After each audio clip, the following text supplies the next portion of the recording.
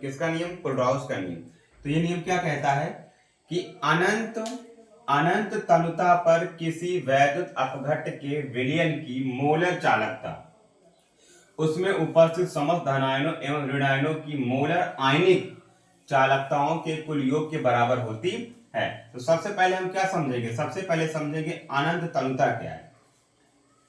अनंत तनुता क्या है, पहले इसको समझेंगे। जैसे हमारे पास ये कोई वैद्युत अपघट्ट पदार्थ हुआ, क्या हुआ? वैद्युत अपघट्ट पदार्थ हुआ, जैसे सोडियम क्लोराइड। अब क्या करेंगे? अब सोडियम क्लोराइड में होगा Na+ और Cl- आयन। अब क्या करेंगे? इसको इस वैद्युत अपघट्ट पदार्थ में इतना पानी डालेंगे कि ये सोडियम क्लोराइड जो आपस में आकर्षण कर रहे हैं, खिंचाव महसूस कर रहे हैं, इनके आकर्षण को हम क्या करें?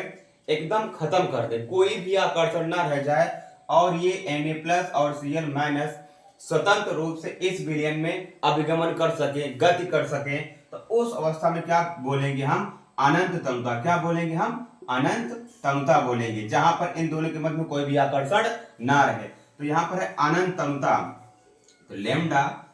उसके बाद क्या है? अनंत तनुता, यानी अनंत तक उसको हमने क्या किया? तनु किया।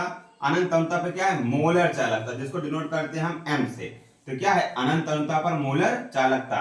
अब यहां पर इसका सूत्र लिखेंगे, अनंत तनुता पर मोलर चालकता। अब क्या है? उसमें उपस्थित समस्त धनायनों एवं ऋणायनों, यानी इसमें उपस्थित समस्त धनायन और ऋणायन की मोलर आयनिक चालकताओं के कुल योग के बराबर होती है।